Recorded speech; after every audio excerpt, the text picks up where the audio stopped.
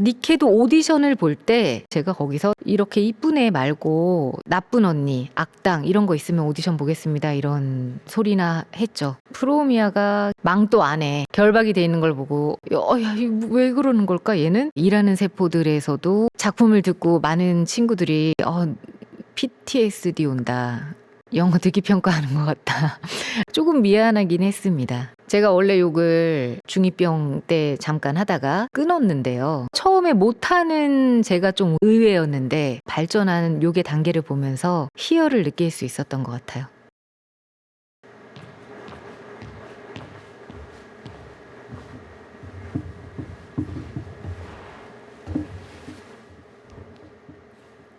네, 안녕하세요. 저는 19년차 성우이자 배우로 활동 중인 전혜리라고 합니다. 제가 어린 시절부터 만화랑 애니메이션을 굉장히 좋아했었는데 중학교 때부터 저의 그 외로움을 위로해주고 함께 해준 게 애니메이션이었고 그 속에 성우분들이었거든요. 같이 그런 오랜 시간을 보내다 보니까 애니메이션에 나오는 저 분들과 같은 직업을 가져야겠다라는 생각을 하게 되었습니다. 고등학교 때부터 본격적으로 성우가 되어야겠다라는 꿈을 꾸게 되었고요.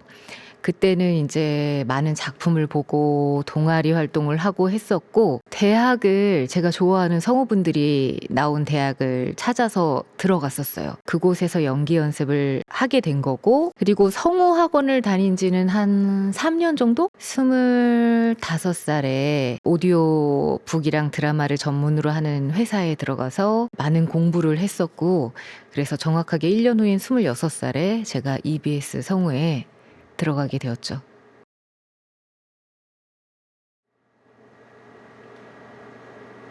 아무것도 하지 않으면 아무 일도 일어나지 않아. 선택하는 건 무섭지만 결국 앞으로 가는 수밖에 없어. 저는 연기를 하는 것도 굉장히 관심이 있었고요. 연극 활동을 하면서 그 고등학교 때 그리고 애니메이션에 어울리는 캐릭터들의 그 외형과 어울리는 음성이 나왔을 때도 되게 매력이 있다는 생각을 했었기 때문에 그 두 가지를 잘 할 수 있는 성우가 되고 싶다라는 생각을 했었던 것 같아요. 제가 어릴 적부터 만화를 좋아하면 미술학원을 짧게 다닌다던가 음악을 좋아하면 그런 동아리를 간다던가 항상 짧게 했었고 금방 지루해하거나 이거는 잘 할 수 없는 것 같아라는 불안감을 느끼거나 했었는데 성우가 되어야겠다는 생각을 하고 연기에 대한 공부를 하게 되면서는 제가 잘 하지 못하더라도 나아질 수 있게 하고 싶다. 긴 시간 동안 이걸 계속 붙잡고 가고 싶다라는 마음이 들었고 그것 때문에 이거를 나의 일로 가져가도 되겠구나라는 생각을 하게 되었던 것 같아요. 재미있었어요. 그 스토리 이야기들을 제가 또 좋아하는데 성우는 단순히 그 음성으로만 무언가를 하는 게 아니라 그 이야기 속에 녹아들어서 캐릭터를 표현하는 직업이기 때문에 재밌다는 생각이 제일 크게 들었던 것 같아요. 그리고 또 저를 표현하는 게 쉽지 않았는데 그 부분에서 제가 매력을 느끼게 되더라고요. 내가 표현하는 걸 좋아하는 사람이었구나를 성우 연기 공부를 하면서 처음으로 알게 되었던 것 같아요. 굉장히 억눌린 사람인 줄 알았는데 표현해보니까 표현하는 거를 내가 좋아하고 거기서 카타르시스를 느끼는구나 이런 생각을 했던 것 같아요.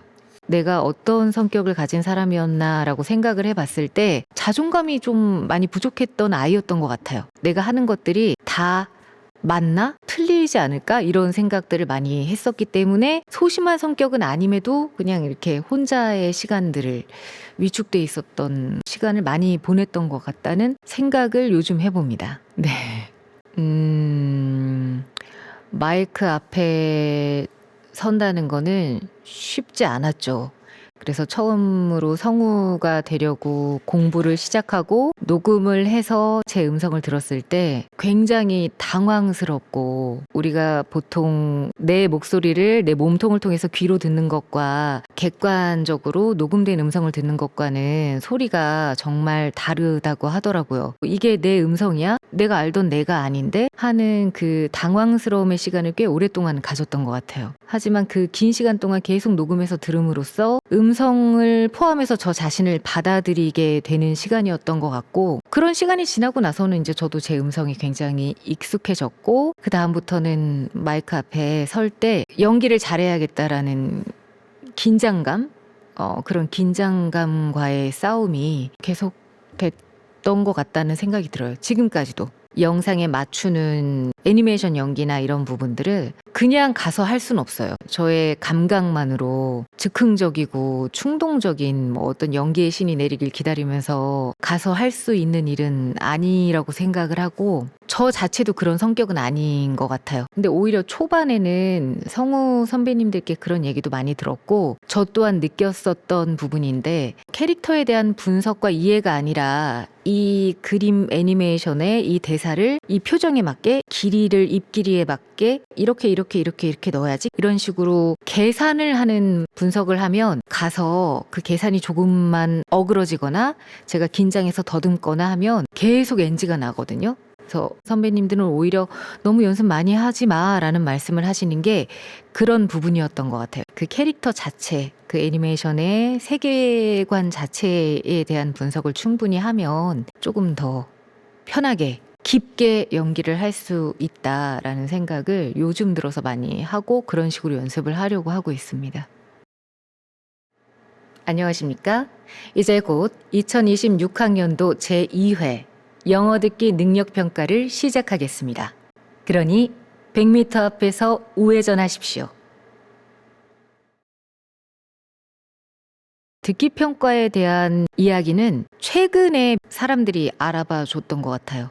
15년을 했지만 한 10년째부터 전혜리 성우가 영듣기래 이러면서 이제 회자가 됐었고, 그 전에는 뭐 거의 사람들이 잘 몰랐었던 것 같아요. 영어 듣기 평가는 제가 아무래도 EBS 성우이기 때문에 시작을 할 수 있었고요. 원래 그 전에도 EBS 선배님들이 쭉 하시던 거였기 때문에 제가 그걸 이어받아서 하게 되었고, 시간이 또 저랑 잘 맞아가지고 한 15년인가 가까이 제가 했었던 것 같아요. 시간이 안 맞아서 제가 24년 이후로는 놓아드렸습니다. 영어 듣기 평가는 꽤 많은 사람들이 와서 해요. 외국인 성우분들도 오고 전국 시도교육청 관계자분들도 다 오시거든요. 운이 좋게도 저의 어떤 부분들을 좋게 봐주셨고, 실질적인 평을 근데 이제 인사드릴 때마다 1년에 2번씩 뵀는데, 그럴 때마다 말씀하신 것처럼 신뢰감 있다,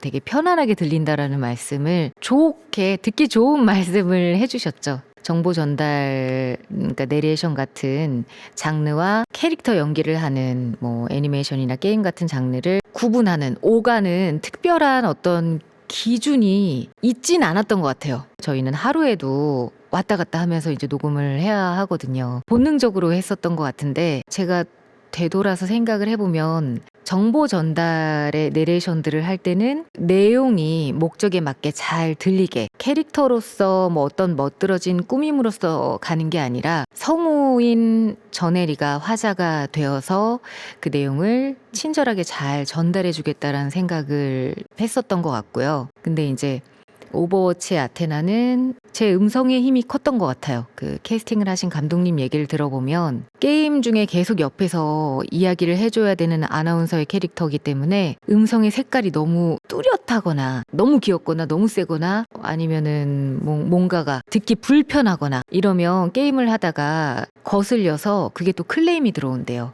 근데 이제 제 음성 같은 경우는 감독님이 얘기하시기로는 좀 잘 묻어나면서 막 이렇게 모나게 막 꽂히지 않으면서 편안하게 뭔가를 할 수 있어서 클레임이 들어오지 않고 사람들이 많이 좋아해 줬던 것 같다라는 얘기를 하시더라고요. 그래서 거기에 또 힘입어서 그렇게 내레이션을 할 수 있는 캐릭터나 게임들을 그 이후에도 꽤 했었던 것 같아요. 일하는 세포들에서도 그런 부분을 들으셨는지 모르겠지만 어쨌든 저를 그렇게 내레이션의 캐릭터로 캐스팅을 해주셨죠. 근데 이제 작품을 듣고 많은 친구들이 PTSD 온다.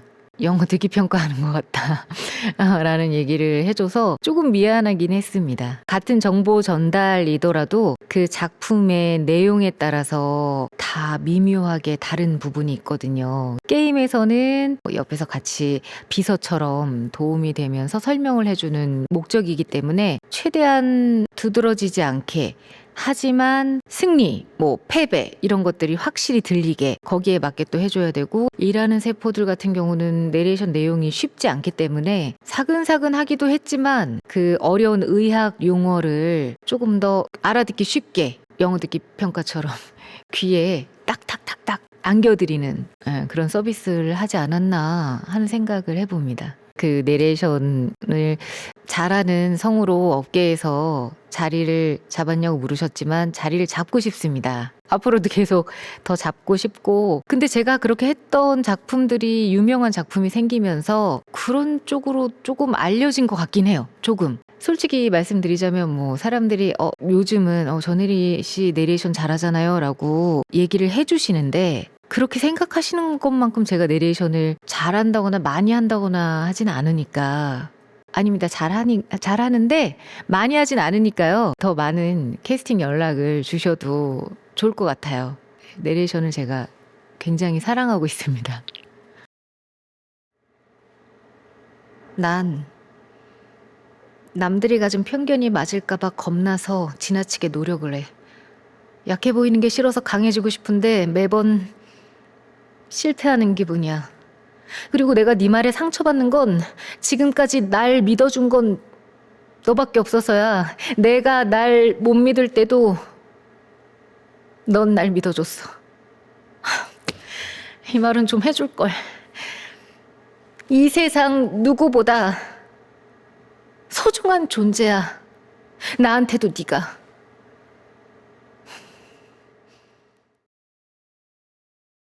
성우 전혜리의 인생의 주디 홉스는 굉장히 큰 지분을 차지하고 있는 저를 알아봐 주시는 대다수의 대중들이 공통적으로 다 알고 있는 게 아마 주토피아의 주디 홉스가 아니었을까라고 생각할 정도로 거의 한 80% 이상의 지분을 차지하고 있지 않나 성우 전혜리에. 너무 많았나요? 제 지분의 한 50%를 차지하고 있지 않나라고 생각을 합니다. 주디 홉스 이전의 디즈니 캐릭터는 단역. 이제 막 전속이 풀린 프리 성우로서 기회를 받을 수 있는 단역 1, 2, 3 이런 것들로 들어갔었어요. 제대로 이름을 알릴 수 있는 역할 중에는 첫 주연이라고 할 수 있죠. 주디를 처음 만났을 때는 내 인생에 이렇게 중요한 캐릭터가 될 거라는 생각을 전혀 하지 못했었어요. 오디션을 봤을 때도 심지어는 이 토끼가 주인공일 거라는 생각을 하지를 못했었고요. 안 알려주셨어요. 그냥 혜리 씨 한번 오디션 봐요 이러고 그리고 나서 됐다고 해서 어머 제가 디즈니에서 무언가가 되었군요 이러고 대본을 받았는데 대본의 대다수가 다 제 대사인 거예요. 그래서 피디님 주인공이에요? 이랬더니 주인공이에요 몰랐어요 이래가지고 그때 알게 됐었고 그리고 녹음을 하면서도 대박 날 거야라는 생각을 전혀 하질 못했었고 끝나고 나서도 즉각적으로 어떤 반응들이 물밀듯이 몰려오진 않았었어요. 그래서 나의 인생에 있어서 주디는 굉장히 중요한 캐릭터구나를 지나서 알게 된 것 같아요. 물론 같이 이제 닉으로 출연해주신 정재현 선배님의 공이 굉장히 크죠. 닉과 주디의 이 케미가 너무 좋으니까 네. 인기가 굉장히 많았어요. 그로 인해서 전혀 예상치 못하게 말씀하신 대로 GV까지 가게 되었던 것 같아요. 근데 저는 그때 당시에 성우 프리랜서 거의 초년생이기 때문에 그게 그렇게 굉장한 기회라는 걸 잘 몰랐죠. 즐거운 마음으로 그냥 했었던 것 같아요. 대본을 많이 보고 분석을 막 철저히 했다기보다는 계속 봤던 것 같아요. 디즈니 거는 다 한 명 한 명 따로 녹음을 하기 때문에 니과 뭐 주고받는 느낌이 없기 때문에 PD님이랑 얘기를 많이 하면서 녹음을 했었어요. 저희는 또 많은 훈련들이 되어 있기 때문에 내가 이렇게 대사를 하면 아마 여긴 상대가 이렇게 했을 거야 라는 것들이 어느 정도 머릿속에는 계산이 되어 있기도 해요. 저희는 저희가 할 만큼 할 몫만 해도 보시는 분들이 전혀 거부감을 느끼지 않게 나오더라고요. 처음에 일단 주디를 만났을 때는 저도 좀 젊었기 때문에 그런 부분이 많이 저에게 와 닿았던 것 같아요. 못 해낼 게 없어 하는 케어라고 당찬, 저돌적인 토끼는 결혼이나 해서 애기 많이 낳고 행복한 가정 그리고 초식동물처럼 살아야 돼 라는 편견을 처음으로 깬 캐릭터니까요. 말씀하신 것처럼 유리천장을 깨기 위해서 아둥바둥 그런 부분이 많이 보였고 그런 부분으로 무언가를 하려고 했었는데 저는 9년이 지났지만 작품 속에서는 불과 일주일인가? 밖에 안 됐다고 하더라고요. 2편이 나오고 이렇게 나이를 먹다 보니까 그런 생각이 들더라고요. 토끼의 종족이 차별을 받는다고 생각을 하고 편견에 맞서서 노력을 하잖아요. 싸우잖아요. 근데 알고 봤더니 자기 또한 닉을 편견으로 바라보고 위험한 여우 그걸 그대로 드러냈었고 자기가 받는 걸 자기가 그대로 하는 이 구조적인 것들을 또 보여줌으로써 얘가 그 속에서 혼란을 느꼈지만 자신의 잘못을 인정하고 받아들이고 사과하고 그걸 통해서 성장해 나가는구나. 애니메이션 큰 구조와 주디가 품고 있는 이 구조가 맞닿아 있고 같이 성장해 나가는 것을 제가 발견했었던 것 같습니다. 2가 나왔을 때 그렇게 인기가 있었는데 안 나오면 말이 안 된다라는 생각을 마음속으로 했었는데 너무 오랫동안 안 나오더라고요. 다른 것들이 한참 2, 3가 나올 동안 그래서 버림받았나라는 생각도 들었지만 아니야 그래도 나올 거야 라고 희망을 놓지 않았고 닉 선배님과 함께 굉장히 기뻤던 기억이 납니다. 저의 모든 것들은 어느 날 갑자기 빵 이런 건 없었던 것 같고요. 제가 했던 중요한 작품의 캐릭터들도 다 시간이 지나서 쌓이면서 알아봐 주시고 대우해 주셨던 것 같아요. 그래서 주토피아의 주디도 계속 시간이 지나면서 저에 대해서 사람들이 알게 되고 PD님들이 저에 대해서 알게 되고 하면서 제가 또 자신감이 조금 생기면서 주디 이후로 제가 하고 싶은 캐릭터 나마, 센 언니 막 악당 이런 것도 너무 하고 싶어요. 오디션 있으면 연락 주세요라는 말을 더 편하게 하게 됐고 또 그쪽으로 이렇게 오디션이 들어와서 점차 그런 역할들을 맡아 나갈 수 있었던 것 같아요. 시간을 되돌려 처음으로 돌아간다면 누구를 구해야 할까? 아주 잠시라도 누구의 손을 잡고 믿어야 할까? 여기 나이트시티는 깡패, 건달, 픽서, 기업, 전투강, 마야광, 조이토이, 로커보이가 모인 전설들의 도시야. 결국 중요한 건 어떻게 기억되고 누가 기억하느냐지. 나이트시티에서 싸우는 건 이기기 위해서도 살기 위해서도 아니야. 그저 언젠가 더 큰 물에서 놀고 싶을 뿐이지. 단 한순간이라도 의미 있는 존재로 남고 싶으니까. 사이버펑크 2077의 V 같은 경우는 그 전에 이런 캐릭터를 주인공으로 했던 적은 없었던 것 같은데 근데 제가 이런 역할을 하고 싶었어요. 캐릭터를 볼 때 굉장히 매력을 느꼈었고 그러니까 욕을 하고 싶다는 게 아니라 멋있는, 강단 있는 센 역할 그리고 고뇌에 가득 차 있는 캐릭터를 하고 싶다라는 생각을 계속 하고 있었는데 예전에 이제 저랑 어떤 디즈니의 다른 작품을 함께 했던 감독님께서 혜리 씨 한번 오디션 보지 않겠냐는 연락을 해주셨고 근데 제가 운이 너무 좋게 뭔가 저의 음성적인 것들과 부위가 그 회사에서 생각하는 부위랑 잘 맞았나 봐요. 그래서 들어갔고 대본을 보고는 이제 굉장한 욕들이 나와서 처음에는 당황스러웠으나 얘가 못돼서 욕을 하는 게 아니라 2077년의 시대상이 너무 열악한 삶을 사는 사람들로 가득 차 있는 세상이었기 때문에 사람이 힘들고 고되면 욕이 나오잖아요. 오히려 더 자연스럽게 그 시대상을 받아들이고 저도 신나게 욕을 했었던 것 같아요. 제가 원래 욕을 중2병 때 잠깐 하다가 끊었는데요. 그래서 그런지 초기에 녹음한 것들을 들으시는 분들은 굉장히 우아한 욕이다, 어색하다라는 말씀을 하셨지만 뒤로 갈수록 이제 제대로 된 욕이 나온다, 걸쭉하다라는 칭찬을 좀 들었던 것 같아요. 그래서 덕분에 매우 그 욕을 잘한다는 칭찬을 들으는데 희한하게 기쁘더라고요. 그리고 하면서 처음에 못하는 제가 좀 의외였는데 발전하는 욕의 단계를 보면서 희열을 느낄 수 있었던 것 같아요.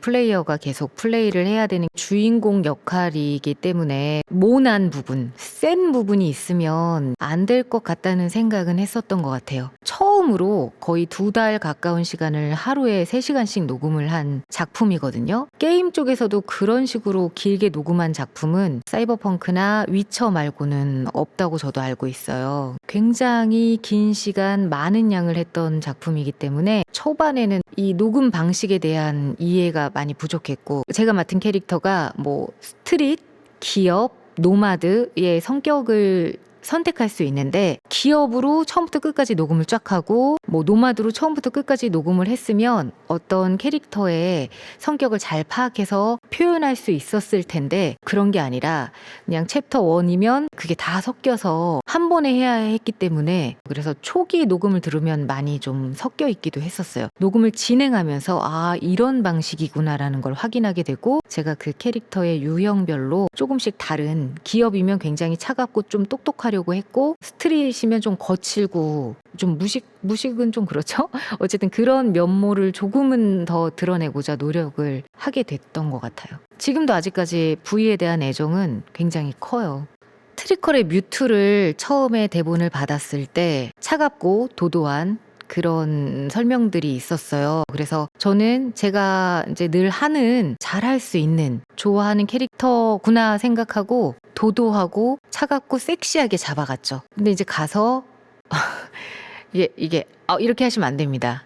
네, 제가 정말 인간 사람처럼 뭐야? 저리 가. 이렇게 했는데 빵떡 같은 얼굴에 맞춰야 된다는 거예요. 그래서 정말요? 도도하고 차가운데 저 얼굴에 맞춰야 되나요? 그래서 고민이 많이 들긴 했지만 귀여운 얼굴에 맞는 선에서의 차가움을 찾으려고 되게 노력했던 것 같아요. 부스 바깥에는 게임 회사의 분들과 디렉터 분이 계셨으니까 제가 준비해 온 것과 얼굴 계속 맞춰보시고 조금 더 어리게요, 뭐 조금 더 조여주세요, 뭐 이런 식으로 피드백을 받고 하고자 하는 확장의 방향성으로 갔던 것 같아요. 조금 나른하지만 되게 우아한 느낌의 캐릭터를 표현하고자 했었고, 그러니까 아예 처음으로 뮤트 짜잔 했던 건 아니고 그 이전에 뭐 어린 왕자의 장미라던가 사이버펑크의 V를 하면서도 조금 사나운 언니, 레이디버그의 클로이라고 되게 나쁜 여자아이가 있거든요. 그런 것들이 다 이렇게 섞여서 결국은 뮤트라던가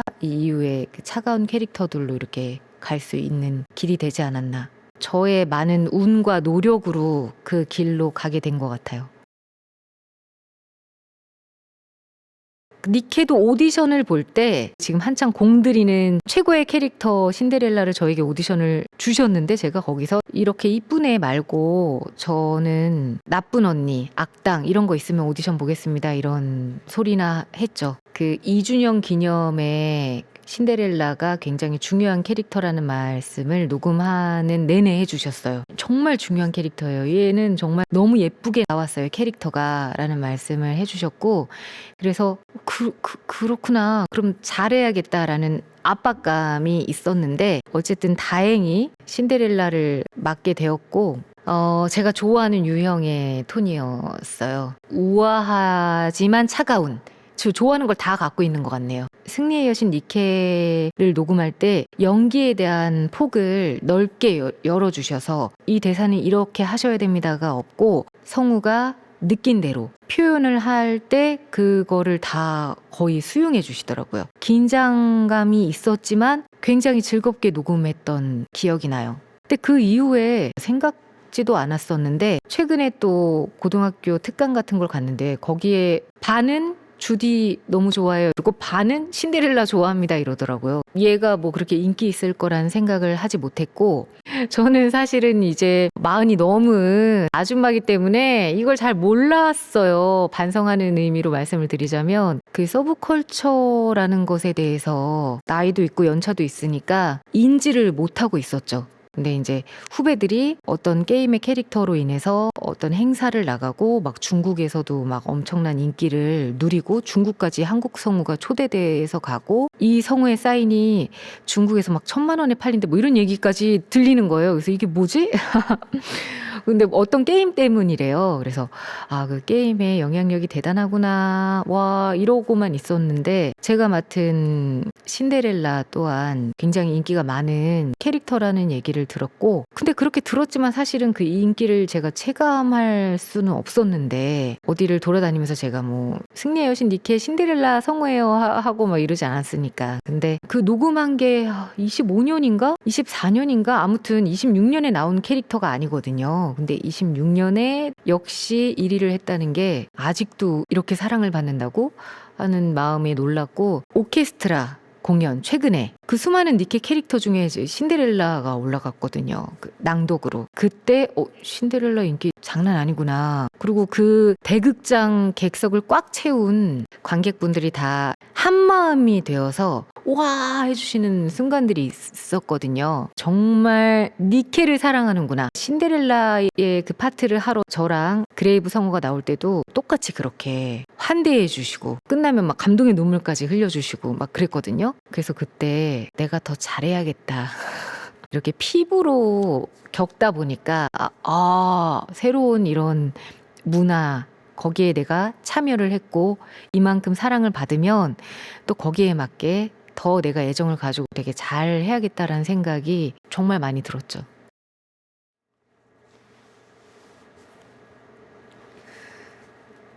위험이나 번거로움은 걱정할 필요 없습니다. 임무는 제게 맡기시죠.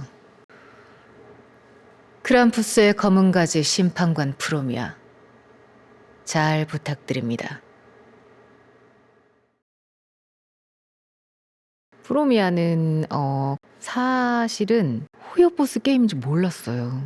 그러고선 녹음을 한 거죠. 정말로 죄송하게도. 근데 이제 녹음을 하고 피드백을 받으면서 호요버스라는 세계관 안에 이렇게 있는 게임들 중에 하나구나라는 걸 알게 됐고 뒤늦게 기뻐했던 것 같아요. 어머 웬일이야.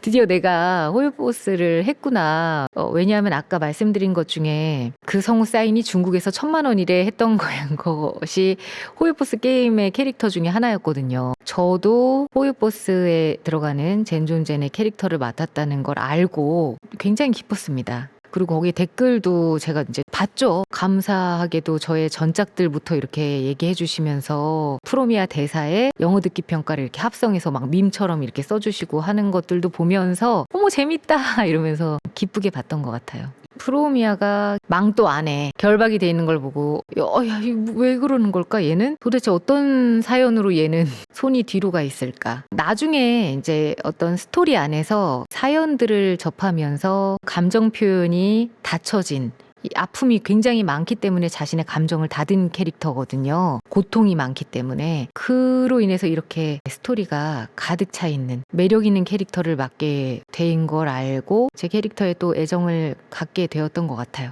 이제 저이기 때문에 프로미아에게서 잡아낼 수 있는 어떤 특성이나 결이 뭐였을까 생각을 해본다면 제가 원래 애초에 이런 캐릭터에 대해서 관심이 좀 있었고 그 전에도 그런 차가운 캐릭터들을 조금씩 쌓아왔기 때문에 차가운 부분의 결을 조금 더 디테일하게 차갑지만 그 안에서 유머를 해보려고 한다던가 미묘한 다름을 고민해본 터라 좀 저이기 때문에 잡아낼 수 있지 않았을까라는 생각을 한번 해봅니다. 이런저런 캐릭터들, 차가운 캐릭터들을 만나면서 쌓아온 것들이 있죠. 꼭 차가운 캐릭터 한정은 아닌데요. 차가운 캐릭터를 왜 좋아할까요? 제가 그런 캐릭터에 어릴 때부터 좀 끌렸던 것 같아요. 예를 들어서 제가 중학교 때 좋아했던 에반게리온 캐릭터에서는 레이라고 있거든요. 굉장히 차가운, 감정 표현이 거의 없는, 아스카보다 레이한테 굉장히 끌렸었고요. 제가 아픔을 간직한 차가운 성격은 아닌데 그런 아픔을 간직한 것에 공감하고 위로를 받아서 그런 걸까요? 추구미 차갑고 싶다? 그건 아닌 것 같은데.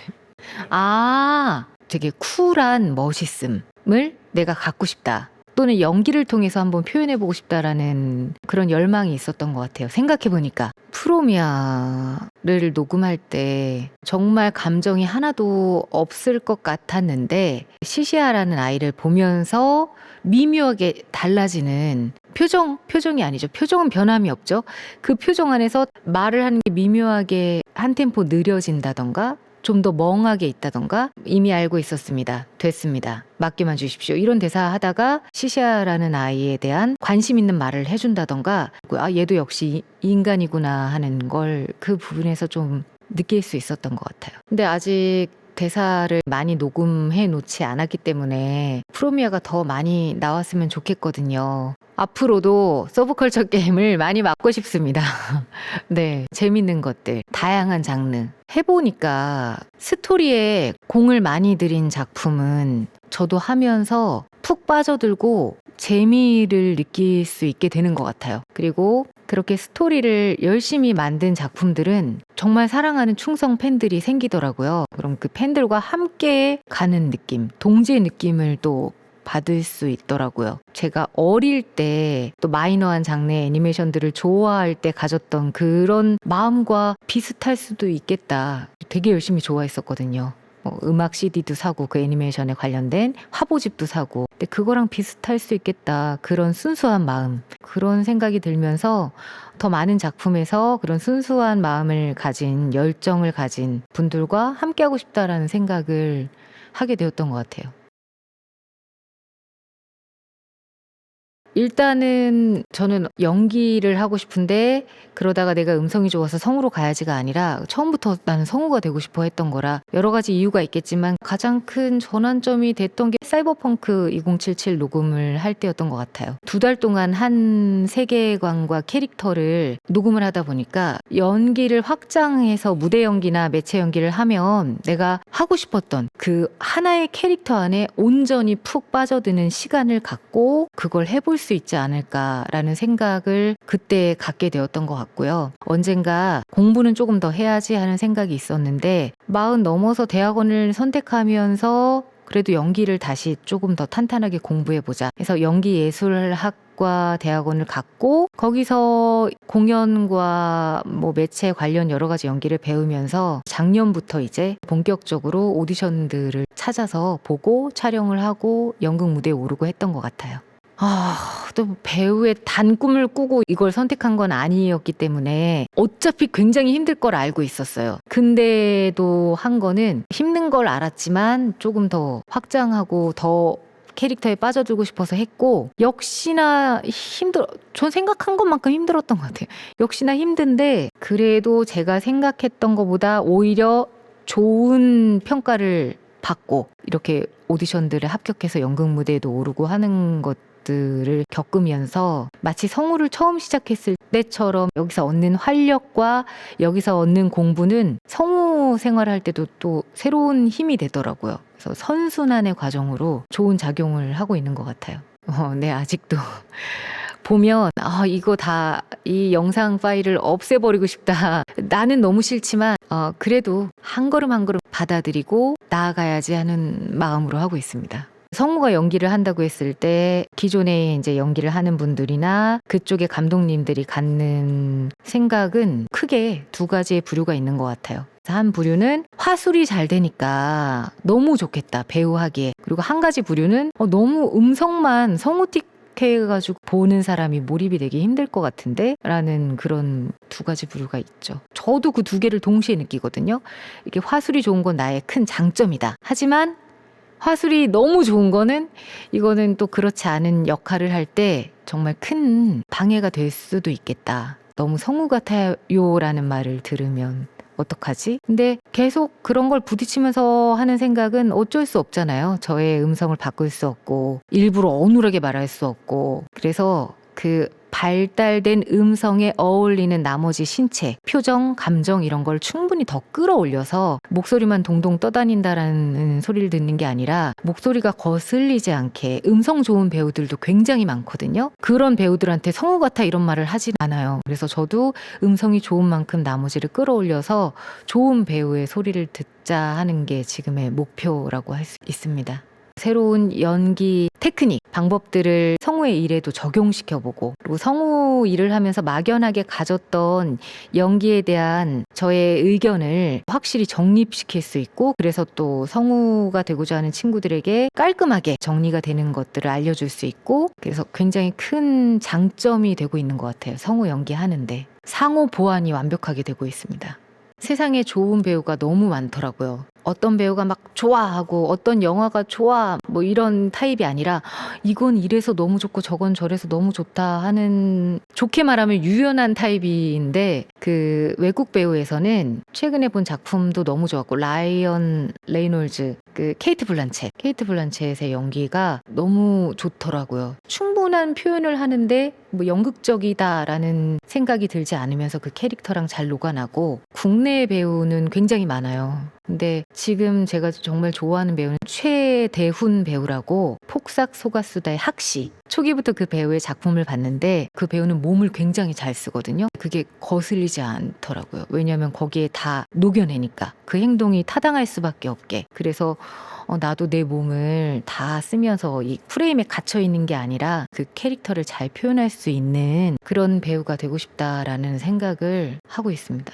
누군가 한 사람에게라도 감동을 전해줄 수 있는 성우가 되면 나는 충분히 내 꿈을 이룬 것이다 라고 생각을 했는데 연기자도 마찬가지인 것 같아요. 그리고 계속 성장하는 연기자가 되고 싶어요. 지금 한참 부족하니까요. 계속 성장하는 죽을 때까지. 제가 누군가를 가르친다는 거는 굉장히 어려운 일이고 하고 싶지 않은 일이거든요. 나도 배워야 되는데 내가 누굴 가르쳐라는 생각이 들었지만 또 달리 생각해 보면 그래 누군가를 가르치기 위해서는 내가 책임감을 갖고 공부할 테니까 공부하는 마음으로 한번 같이 해보자라는 생각을 했었습니다. 가르치는 건 재능이 있어야 된다. 아무나 할 수 있는 일이 아니다 라고 생각을 하고 저는 그 재능이 없다고 생각을 합니다.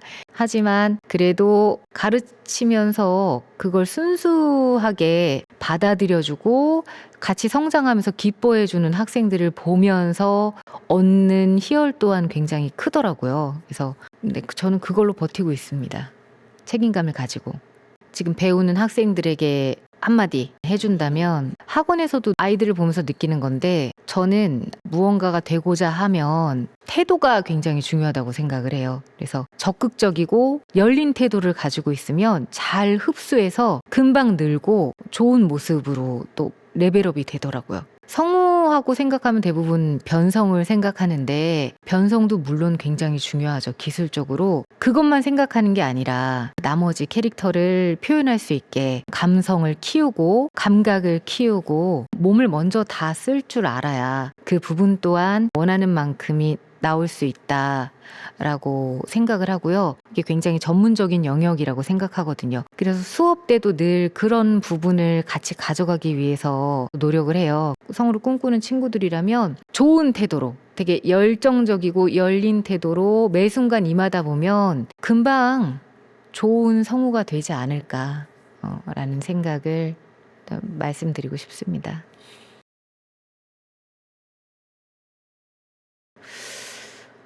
저는 지금까지 커리어에서 제 삶을 비춰서 봤을 때 일단 성우가 되고 난 시점부터 저는 굉장히 많이 바뀌었던 것 같아요. 무언가 내가 될 수 있구나. 그러니까 꿈을 꿨는데 그거를 이룰 수 있구나라는 거를 그때 처음 알게 되었었던 것 같아요. 그래서 그때 자존감이 많이 올라갔었고, 그리고 성우로서 지내면서 계속 인터뷰하면서 얘기했던 그 작품들을 하나씩 만났을 때, 수행해내고 거기에 대한 좋은 피드백을 받았을 때 조금씩 바뀌었던 것 같아요. 대학원을 들어가서 연기에 대한 확장을 꿈꾸면서 또 지금 이렇게 배우로서도 활동하고 있는 제가 될 수 있었다라는 생각을 해봅니다.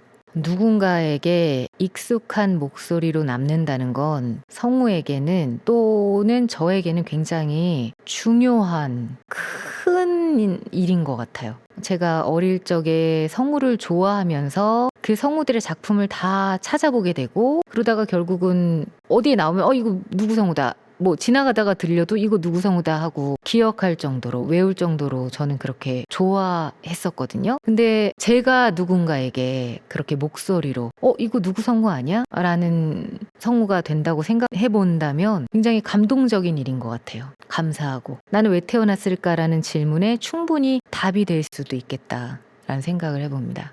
제가 놓치고 싶지 않은 연기와 목소리 연기에 있어서의 기준은 자유로운 연기를 할 수 있는 배우가 되고 싶다. 근데 그러기 위해서는 항상 엄청 노력하고 분석하고 미리 다 해놓는 그런 태도를 가져야 한다. 열심히 하는 태도는 놓치고 싶지 않아요. 죽을 때까지. 제가 그 익숙해진다고 하더라도 매 순간 성실하고 열심히 작품 분석에 임해서 그 순간 가서 그만큼을 해내는 그런 성우와 연기자가 되고 싶어요.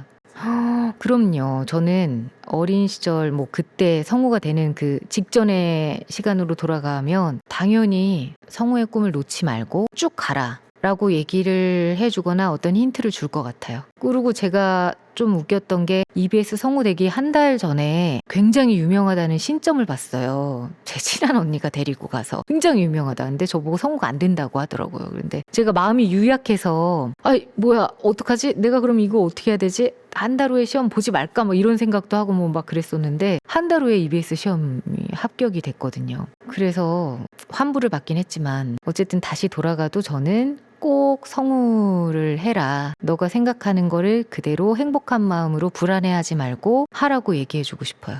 10년 뒤에 제가 지금의 저를 보면 재밌는 새로운 제2의 청춘 같은 시기를 맞이했구나, 즐거운 시기를 살고 있구나 라는 생각을 할 것 같고요. 오늘의 저를 10년 후에 제가 본다면 이뻤구나, 너 그때 너가 너무 늙었다고 하지만 지금 보니까 너는 한참 젊고 예쁘다라는 생각을 하지 않을까요? 그래서 즐거운 작업을 하고 있구나 하고 칭찬하지 않을까 싶습니다.